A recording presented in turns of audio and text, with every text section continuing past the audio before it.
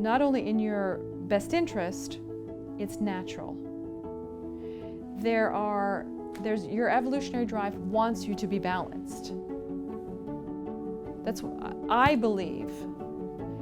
We get physically ill if we're off track, because that was my personal experience.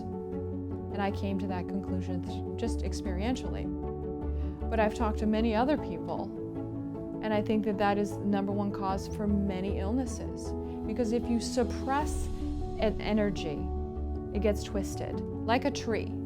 Let's say you have a sapling that's trying to grow, and the energy from the earth is coming up, it's going towards the sun, it wants to go up, it wants to go out, it really, that's its natural evolutionary drive for the tree to grow. If you tie it to the ground, if you stake it, it's going to get twisted, and then it's going to stay there when you untie it, right? Because it will be formed.